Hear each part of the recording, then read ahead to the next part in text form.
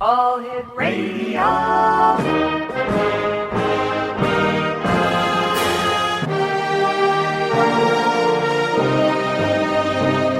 Welcome to the X Zone, a place where fact is fiction and fiction is reality. Now, here's your host, Rob McConnell.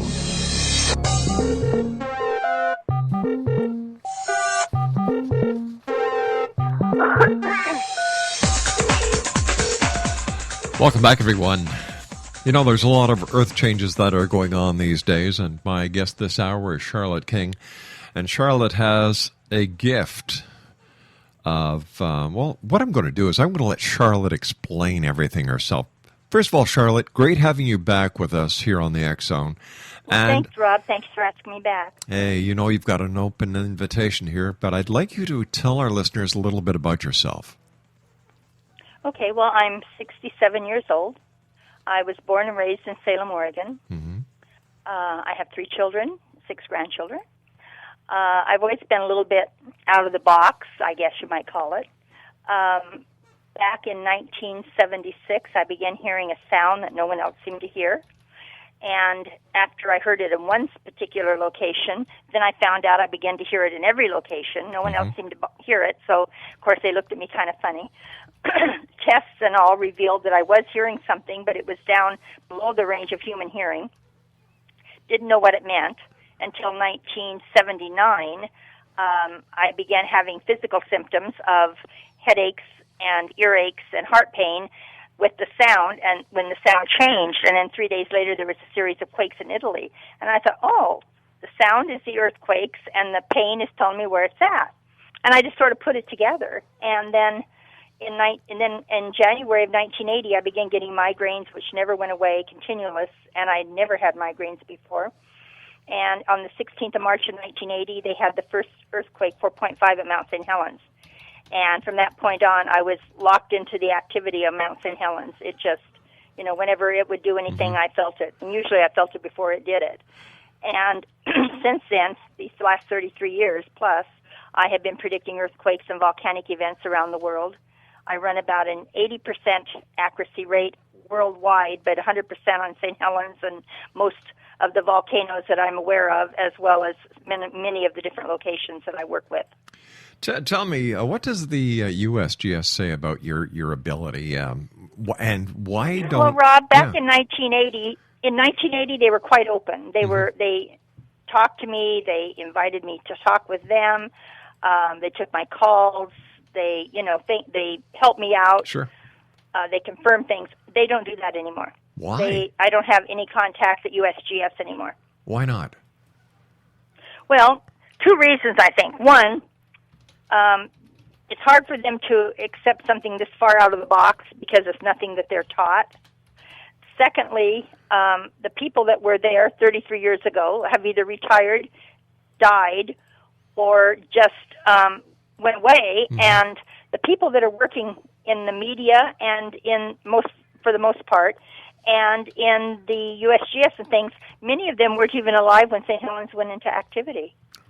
And so it really throws a whole different light on things. If I called up someone, as I've done in the past, a TV station or something, and say I'm blah, blah, blah, and this is what I've done, they don't know who I am, what I'm talking about. And so it makes it extremely difficult to have any kind of a contact person in that type of a organization. Could it be also because you are better at predicting earthquakes than they are? I hate to say that. The thought has crossed my mind at some point. Let's put it this way. I may not be better at predicting them, but I'm better at locating where they're going to happen. I've been very fortunate in the last about a year. Or not even a year, 8 months, 6 months. I've been in touch with someone in the one of the tsunami warning centers, and I am passing on my information to this person, and they are taking it, and they are, I'm sure, keeping track of what I'm doing. They don't get my email. But they do get updates from me on a regular basis about specific precursors I watch for, and every one of these precursors I watch for coincide with quakes of over 7 or greater. Now, the trouble with the these particular earthquakes, the 7s plus, are that for the most part, 99% of the time, I cannot tell you where they're going to happen because in my mind, based on what I'm looking at, they are not natural earthquakes. What else can it be? Wait a sec, hold on here. They're not natural earthquakes. If they're not natural, what are they? Well, I don't know. All I can tell you is from my own personal experience and from the experience of one man who I genuinely believe, he's no longer with us, but my personal experience is, and I won't say what they are on the air, but there are specific precursors I watch for, what I call primary precursors and secondary precursors. Before every one of the quakes since 1989, I believe, about 1989, these same precursors have shown up before these earthquakes. Charlotte, you and I have to take a commercial break. Please stand by. Exo Nation, sure. Charlotte King is our special guest for this hour. And if you'd like to visit her website, it's www.visor.net/tilde, Charking/. And Charlotte King and I will be back on the other side of this commercial break in 2 minutes as we continue her fascinating story here in the X Zone with yours truly, Rob McConnell. Don't go away. We'll be back in 2.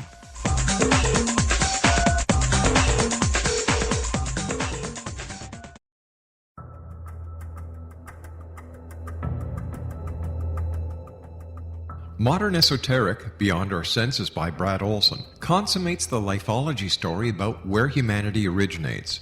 It is the lost continents, the primitive wisdom, the mythos of creation, and the rethinking of ancient history as we are taught in academia. There is much more to the story than what we have been told. As this is the first book in the Esoteric series, Modern Esoteric starts at the beginning of time and accelerates up to this modern age. Future Esoteric is book 2 in the series and takes a forward-looking position ahead of today with an open and honest examination of the ET issue and various unexplained phenomena. To discover the writings of author Brad Olson, visit www.bradolson.com. That's www.bradolson.com.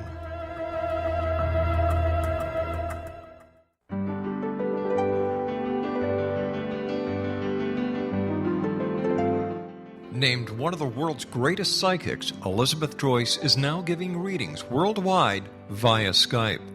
Elizabeth Joyce is recognized for her clairvoyant ability to help find missing persons, her analysis of dreams, past life regression work, mediumship, and her accurate predictions.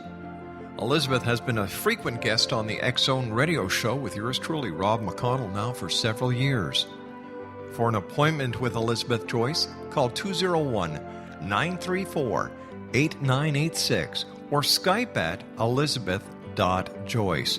And for more information, you can always visit Elizabeth Joyce online at www.new-visions.com.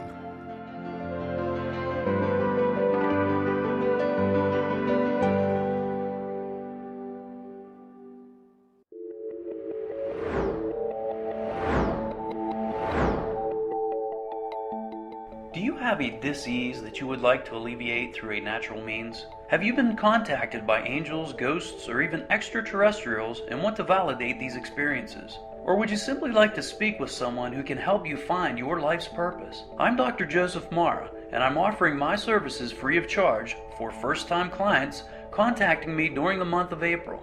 These free consultations include angel card readings, guided meditations, life coaching, and energy healing.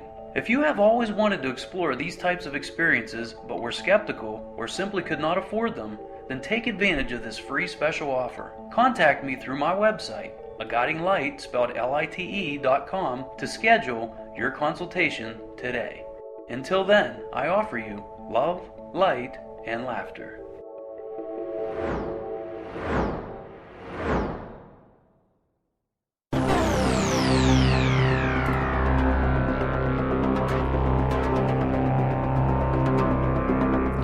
Exonation, Charlotte King is my special guest.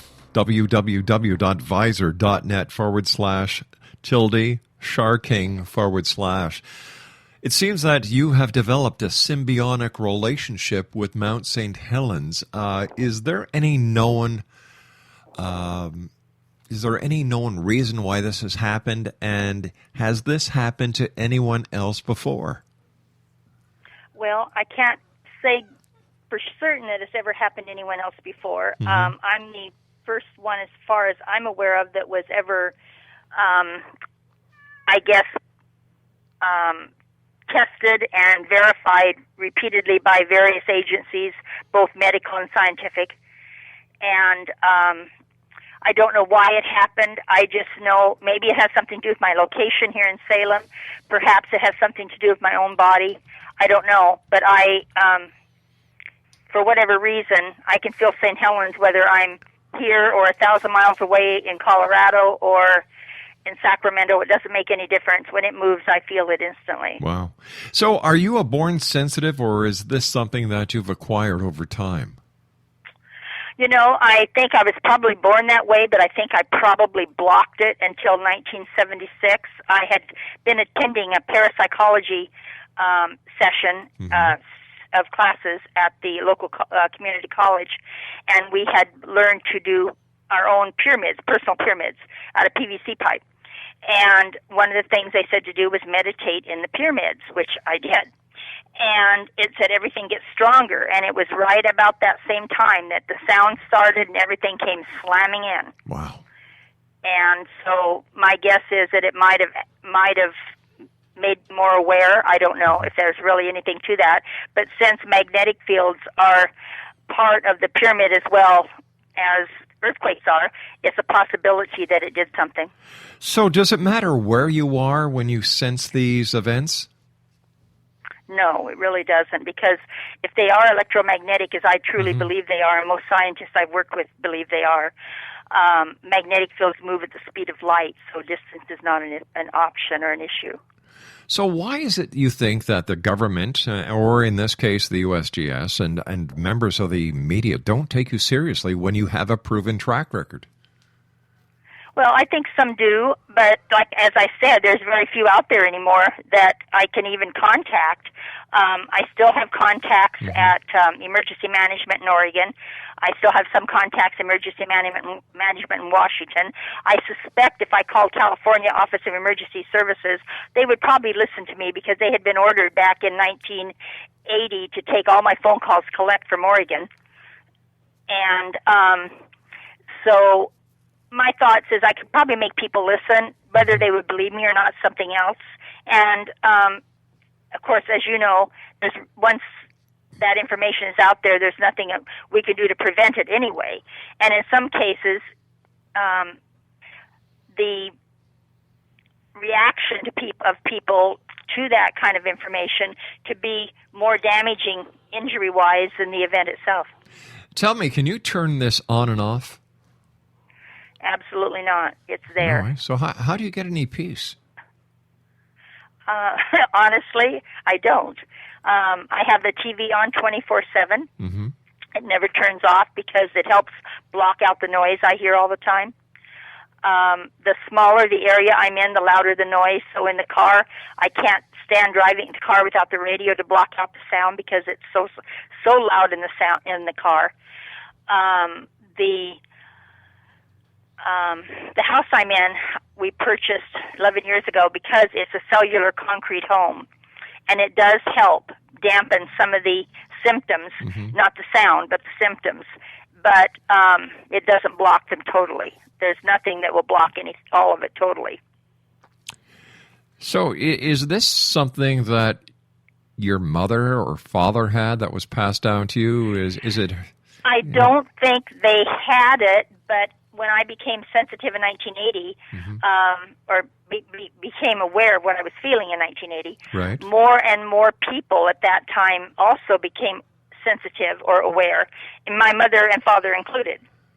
My daughter, my youngest child, was also sensitive. My boys weren't too reactive to it, but my daughter was. And there were hundreds and hundreds of people that were feeling these things. They just didn't know what they were feeling. My goodness.